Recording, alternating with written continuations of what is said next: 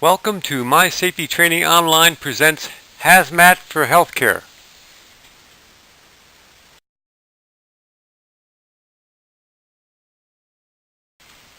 What will we discuss? We'll give you an introduction to HAZMAT and OSHA regulations. We'll deal with HAZMAT incidents and problem areas for HAZMATs, as well as granting solutions for HAZMAT problems. We'll identify chemicals or substances which can cause problems, discuss awareness level training, and discuss operations level training. We'll recognize hazardous material incidents when they happen. We'll understand the risks and problems that can occur and identify characteristics of chemicals and substances, as well as responding safely and effectively. We'll make proper notifications. We'll isolate the scene and deny entry. We'll conduct directed self-decontamination. We'll implement a HAZMAT response process, and we'll elevate awareness level training. Hospital personnel who are likely to witness or discover hazardous materials, substances release, and who have been trained to initiate emergency response sequences by notifying the proper authorities of the release. Hospital personnel who respond to a HAZMAT release as part of an initial response in a defensive action and contain the release from a safe distance. Part 2, OSHA regulations, HAZMAT, and hospital affected personnel.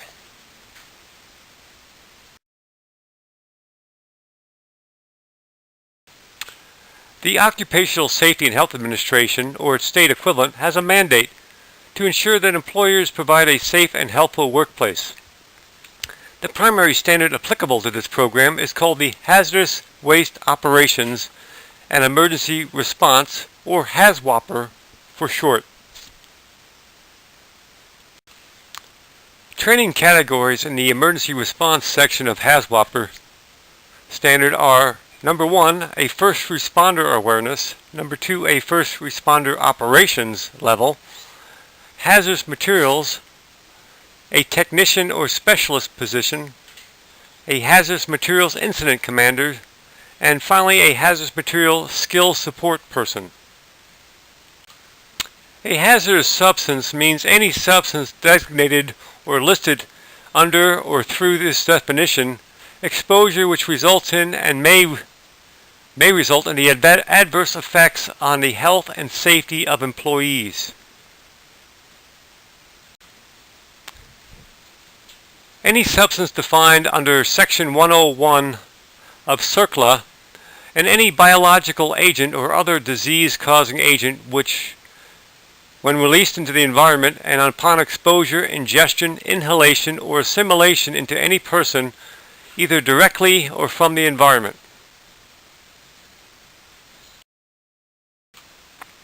or indirectly by ingestion through food chains, will or may reasonably be anticipated to cause death, disease, or behavior abnormalities, cancer, genetic mutation, physical malfunctioning, or physical deformities with such persons or their offspring.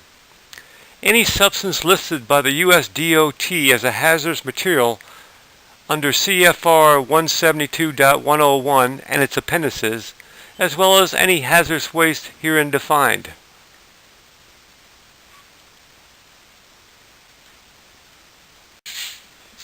OSHA says hazardous chemicals as any substance which exposure results or may result in an adverse effect on the health or safety of employees, or any chemical which is a physical hazard or health hazard. That is under 1910.1200C. There is no one single definition. Part 3, discussion of hazardous materials and hospitals.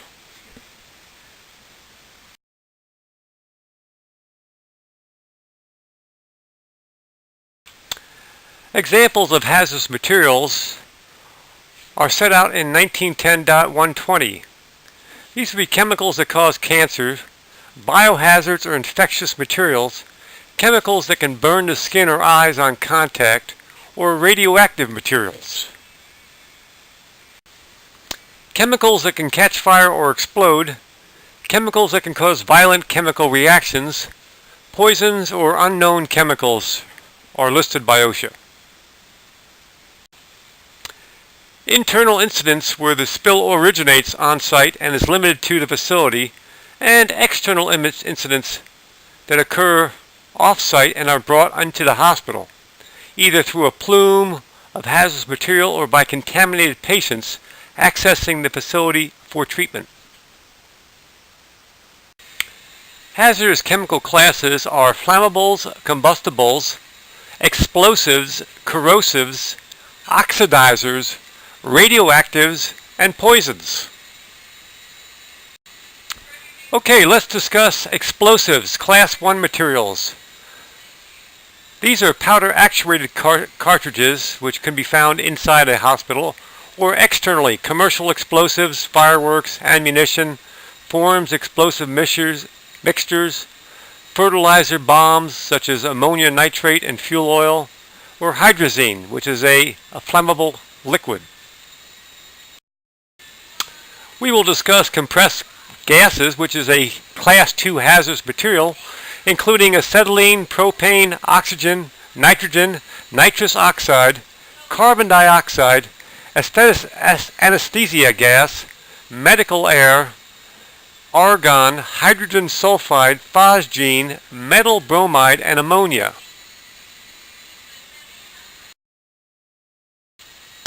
Class 3 combustible flammable liquids and gases include diesel, alcohol, xylene, methacrylate, methyl ethyl ketone, gasoline, hydrazine, methyl diesel, and acetone. Class 4 are flammable solids. Internally, you will find barium, and externally you will find aluminum phosphide, naphthalene, sodium, and carbon. Class 5 are oxidizers and organic peroxides. Within the hospital, you'll find oxygen, of course, as a compressed gas or cryogenic liquid, as well as a peroacetate acid. Externally, you'll find red fuming nitric acid, which is a corrosive, nitrogen tetraxide, ammonia nitrate, and methyl ethyl ketone peroxide, as well as fluorine and chlorine. Class 8 are corrosive materials such as lab acids, boiler treatment caustics, pool chemicals, sulfuric acid, nitric acid, muriatic acid, sodium hydroxide, chlorine, and fluorine.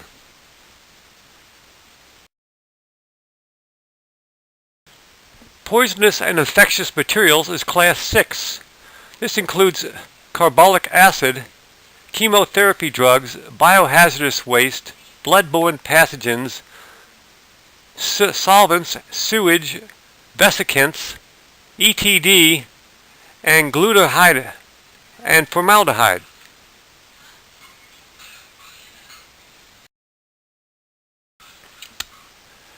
Class 6 poisonous and infectious materials includes pesticides, WND, including sarin and VX, solvents, bioterrorism, tear gas, as well as mustard gas and leucite.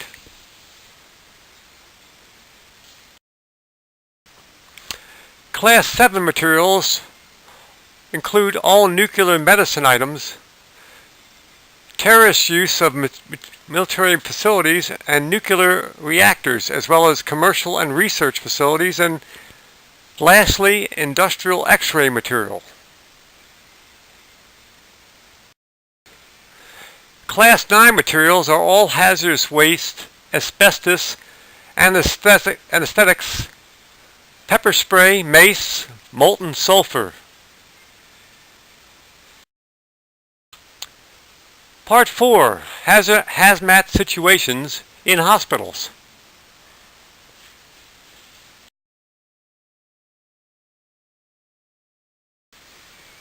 For example, let's look at a class of chemical, aldehyde, formaldehyde and glutaraldehyde. Healthcare uses formaldehyde include tissue fixation and preservation, as well as dialysis equipment disinfection and stool specimen preservation.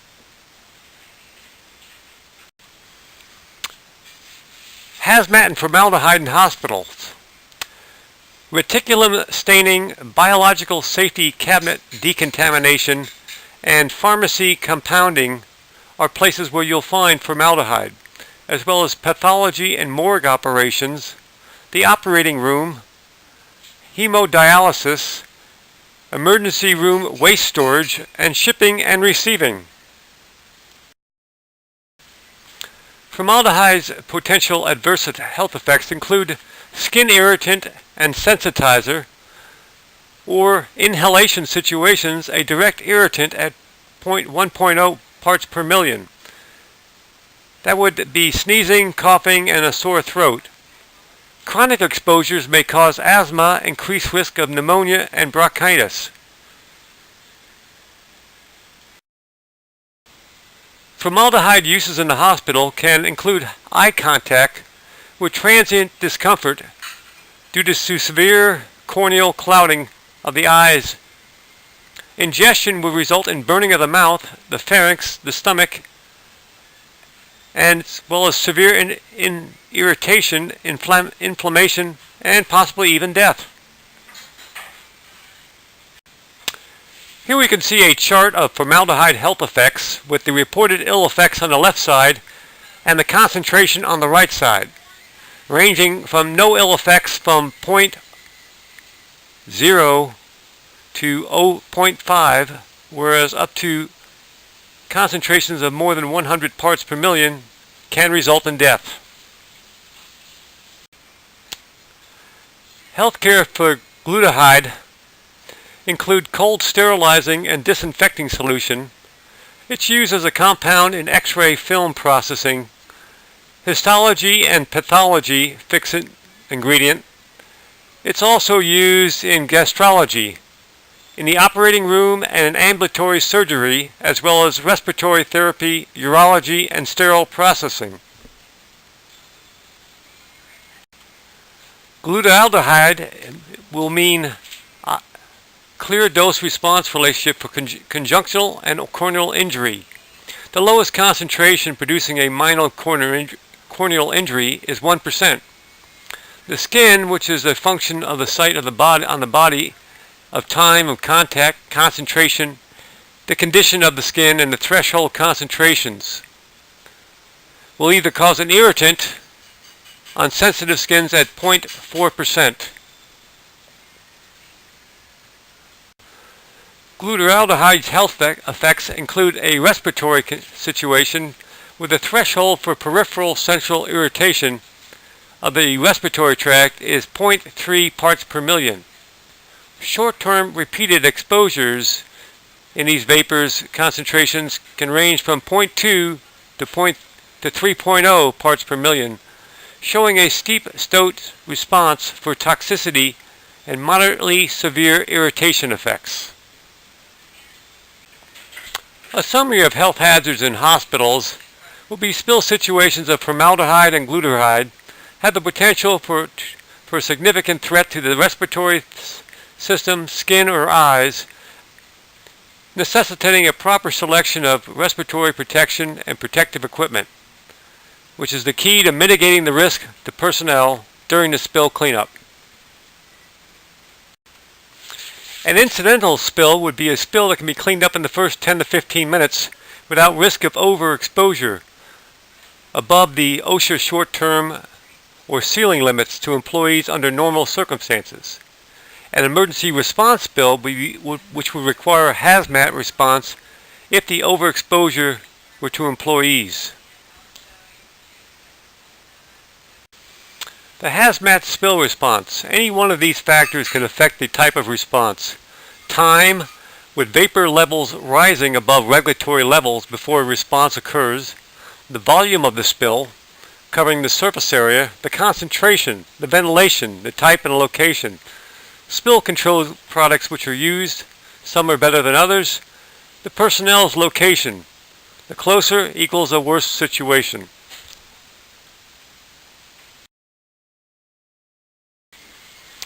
Neutralization or absorption products. Neutralizers react with aldehydes and convert it to a non-hazardous product. Inert absorbents capture aldehydes but still possess the hazardous qualities.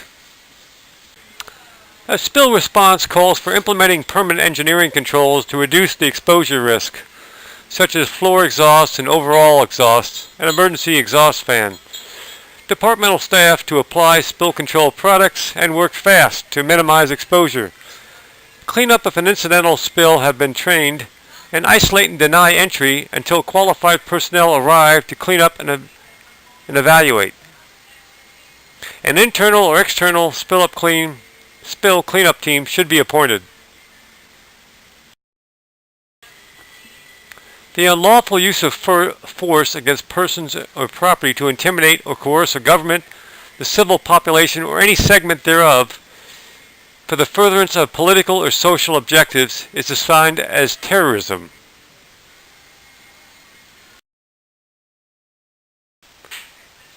Terrorism is a menace with malice. A chemical terrorism event is a hazardous material incident. A biological terrorism event is an infectious disease outbreak. A fire or explosion terrorism event is a burn and or mass casualty trauma event.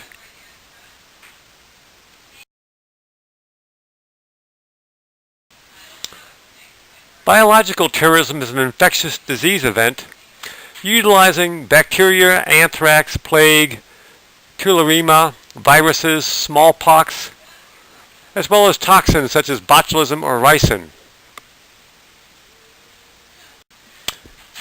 Chemical terrorism can include use of nerve gas, VX, blister, which is a vesicant, as well as blood or cyanide, choking from chlorine or phosgene, irritating such as tear gas or pepper spray. Here we can see the potential probability versus the impact, which ranges from a nuclear weapon or improvised nuclear device and radioactive material to a biological impact or chemical agent.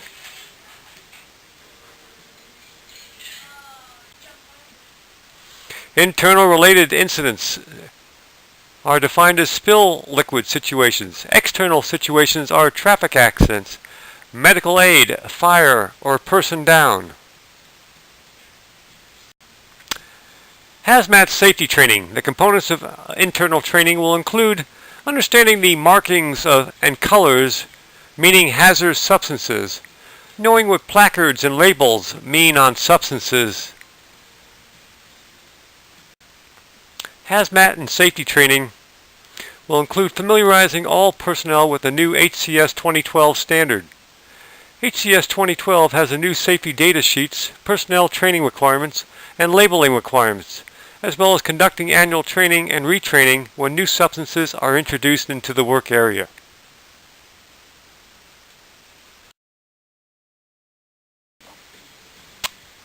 HAZMAT incidents that are hospital-based will be a triage, which is a process for sorting injured persons into groups based upon their need for or likely benefit from immediate medical attention.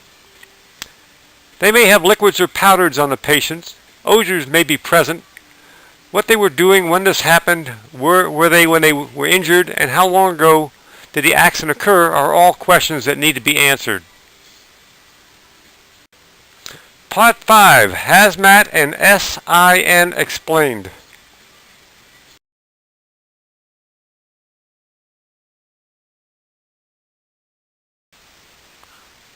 SIN stands for Safety, Isolation, and Notification. This is necessary when dealing with internal spills and contaminated patients. S stands for Safety, First, Last, and Always. Safety means getting the big picture of the problem. Can you handle it? What are the risks to yourself and others? What do you know about your ability to handle it? What don't you know?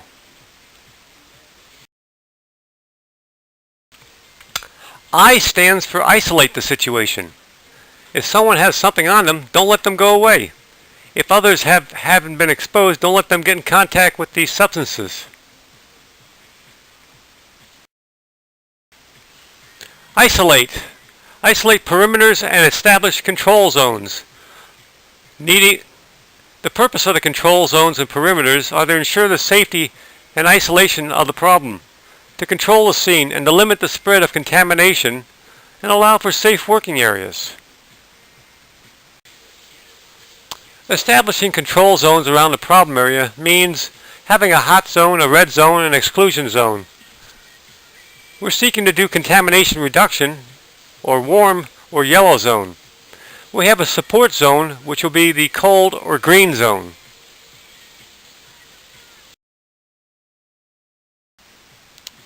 Here we can see the safety, isolation, and notification control zones, with support areas in yellow, the contamination reduction zone in green, and the exclusion zone in red. And of course stands for notify the appropriate personnel and outside agencies, calling the hospital operator to announce a code orange or site-specific name. Call your supervisor, call your HAZMAT coordinator, and have the operator call 911 if necessary. Part 7 calls for decontamination procedures for hazmat situations.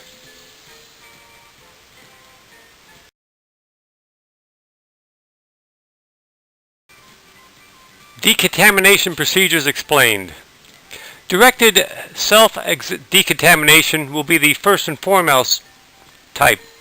What are your first concerns? Is this patient contaminated with a hazardous material? How can contamination and its occupants be minimized? How can patients be managed so that he can receive medical care?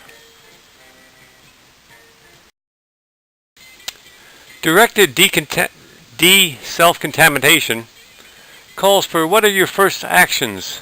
Do not touch the patient or allow anyone else to have patient contact. Get them out of the area of danger to a pre-designated location. Activate your facility's protocol for a hazardous material incident. Here we can see self-decontamination explained, where you are sure what the agent is present, then a triage would be necessary with no direct patient contact, using water or sealed plastic bags, soap, labels, gowns, blankets, and a trash bag decontamination for 1 to 5 persons. If the substance is unknown, then establishing and maintaining a perimeter around the problem is necessary, with no direct patient contact. Water, sealed plastic bags, soaps, blankets, and laminated instructions are also necessary.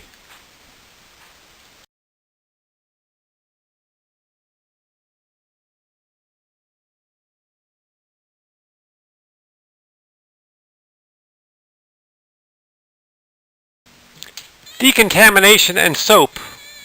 Soap molecules are composed of a head that, like water, has a tail. Soap breaks the surface tension of the water and makes the water wetter. It also attracts water-soluble and oil-soluble contaminants and sends them away.